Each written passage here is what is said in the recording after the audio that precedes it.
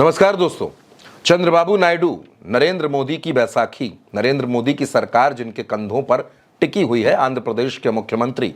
अब चंद्रबाबू नायडू का एक मिशन पूरा हो गया। वो मिशन था क्लीन चिट का, वो मिशन था कौशल विकास निगम का, जो 350 करोड़ से भी ज्यादा का घोटाला था, जिसमें वो आरोपी थे, जिसमें वो 53 दिनों तक सलाखों के पीछे रहे। उसमें क्लीन चिट का मसला था। वो क्लीन चिट मिल गई है। चंद्रबाबू नायडू का मिशन पूरा हो गया है, जिसको कहते हैं टारगेट को उन्होंने अचीव कर लिया है। अब चंद्रबाबू नायडू पूरी तरीके से रिलैक्स हो चुके हैं, क्योंकि जिस शर्त पर वो नरेंद्र मोदी की सरकार में आए, नरेंद्र मोदी को उन्होंने अपना समर्थन दिया, सरकार बनवाई, वो शर्त तो पूरी हो गई। क्लीन चिट मिल गई, चंद्रबाबू नायडू बेदाग हो गए, उनके सारे दाग धुल गए। अब चंद्रबाबू नायडू क्या करेंगे दोस्तों? अब चंद्रबाबू नायडू के सुर बदलने शुरू होंगे। लोग नीतीश कुमार के ऊपर डाउट करते हैं कि नीतीश कुमार नरेंद्र मोदी को गच्चा दे देंगे, साथ छोड़ देंगे, लेकिन उससे बड़ा गेम चंद्रबाबू नायडू ने शुरू कर दिया है। अब हैदराबाद में, दक्षिण भारत में जो लोग राजनीति को देखते हैं, समझते हैं, कवर करते हैं, रिपोर्ट करते हैं, उनका ऐसा कहना है कि चंद्रबाबू नायडू कुछ वक्त से अपने एक मित्र से मुलाकात कर रहे हैं। अब मित्र से मुलाकात करना दोस्तों गलत नहीं होता, लेकिन मित्र कौन है इसको जानना बेहद जरूरी है। उनके वो मित्र बीजेपी में नहीं है, उनके वो मित्र एनडीए के किसी सहयोगी दल के नहीं हैं, उनके वो मित्र कांग्रेसी हैं और राहुल गांधी के करीबी हैं। तेलंगाना के मुख्यमंत्री हैं रेवंत रेड्डी। कहा जा रहा है दोनों बड़े तगड़े मित्र हैं, बहुत तगड़े मित्र हैं, और दोनों की इन दिनों मुलाकातें हो रही हैं। अब इनकी मुलाकातों को लेकर संशय का दौर है। लोग डाउटफुल हैं कि आखिर चंद्रबाबू नायडू और रेवंत रेड्डी के बीच इतनी मुलाकातें क्यों हो रही हैं। अब कहा यह भी जा रहा है कि चंद्रबाबू नायडू जब दिल्ली आते हैं तो इंडिया गठबंधन के एक बड़े नेता से भी मुलाकात करते हैं। इसके अलावा कर्नाटक में डीके शिव कुमार, कांग्रेस के संकट मोचक माने जाते हैं, उनके साथ भी रिश्ते बड़े मधुर हैं। अब चंद्रबाबू नायडू, आप याद कीजिए, जब वो गठबंधन में आए तो नीतीश कुमार ने तो विशेष पैकेज की मांग की, नीतीश कुमार ने विशेष राज्य के दर्जे की मांग की, लेकिन चंद्रबाबू नायडू ने ऐसी कोई मांग नहीं की, ना विशेष राज्य का दर्जा, ना विशेष पैकेज।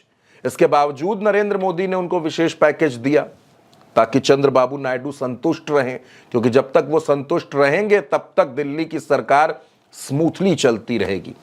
लेकिन चंद्रबाबू नायडू का क्योंकि टारगेट पूरा हो गया है, उनको क्लीन चिट मिल गई है, और चंद्रबाबू नायडू दोस्तों नीतीश कुमार की तरह कमजोर नहीं है।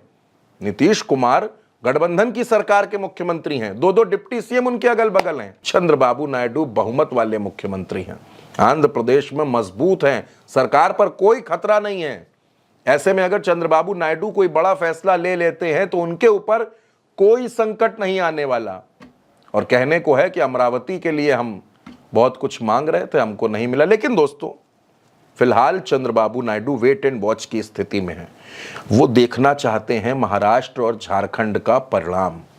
वो देखना चाहते हैं कि महाराष्ट्र और झारखंड में क्या कुछ होने वाला है। इसके अलावा दोस्तों बहुत ज्यादा वक्त नहीं बाकी है, 3 महीने बाकी हैं जब बजट आएगा।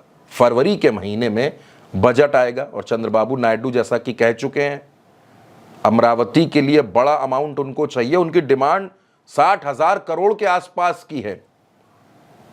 वो अमरावती को डेवलप करना चाहते हैं, तमाम सिंचाई के प्रोजेक्ट हैं।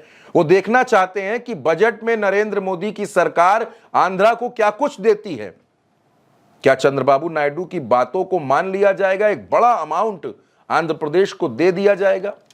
अगर नहीं दिया जाएगा तो चंद्रबाबू नायडू के सामने सारे विकल्प, सारे रास्ते खुले हुए हैं। अब दोस्तों क्लीन चिट मिल ही चुकी है, पूर्ण बहुमत की सरकार चंद्रबाबू नायडू आंध्र प्रदेश में चला रहे हैं। अब उनके पास नरेंद्र मोदी के सामने झुकने की कोई वजह नहीं है। अब नरेंद्र मोदी की सरकार, नरेंद्र मोदी के मंत्री और खुद प्रधानमंत्री को चंद्रबाबू नायडू को मनाए रखना होगा, क्योंकि वो नीतीश नहीं है, वो नीतीश कुमार की तरह सियासत नहीं करते, वो चंद्रबाबू नायडू हैं। जब जो तय कर लेंगे उसका फैसला वो तुरंत कर लेंगे। पिछली बार भी ऐसा ही किया था। यानी चंद्रबाबू नायडू अब फ्री स्टाइल में है। वो सरकार को देखेंगे, वेट एंड वॉच की स्थिति में रहेंगे, सरकार के कामकाज पर नजर रखेंगे, फैसलों पर नजर रखेंगे। कुछ दिनों पहले ही चंद्रबाबू नायडू ने यह भी कहा था कि हमारी विचारधारा उनकी विचारधारा से नहीं मिलती, हमारी विचारधारा अलग है, बीजेपी की अलग है। अभी कुछ दिनों पहले, ज्यादा वक्त नहीं बीता, चंद्रबाबू नायडू ने यह भी कहा कि जातिगत जनगणना तो होनी ही चाहिए, हम जातिगत जनगणना के पूरी तरह से पक्ष में हैं।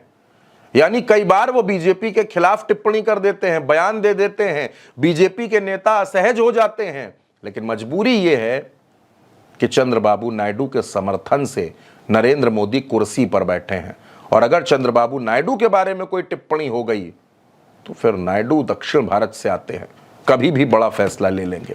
यानी दोस्तों, अब नीतीश कुमार से ज्यादा नजरें चंद्रबाबू नायडू पर टिकी रहेंगी। अब चंद्रबाबू नायडू के हर स्टेप पर नरेंद्र मोदी की नजर होगी, क्योंकि नरेंद्र मोदी की नजरों में अब चंद्रबाबू नायडू बड़े सशंकित हो गए हैं, क्योंकि चंद्रबाबू नायडू का टारगेट पूरा हो गया, जैसा मैंने आपको पहले भी बताया। और अब चंद्रबाबू नायडू सिर्फ सरकार पर नजर रखेंगे और देखेंगे कि आखिर दिल्ली में चल कुछ क्या रहा है। और अब चंद्रबाबू नायडू सिर्फ दिल्ली पर नजर रखेंगे और देखेंगे कि आंध्र प्रदेश को लेकर नरेंद्र मोदी क्या कुछ करते हैं, उनके फैसलों में आंध्र प्रदेश का कितना ध्यान रखा जाता है। यानी दोस्तों, चंद्रबाबू नायडू अब पहले से ज्यादा मजबूत है, क्योंकि दाग धुल चुके हैं, कोई बोझ नहीं है, कोई दबाव नहीं है।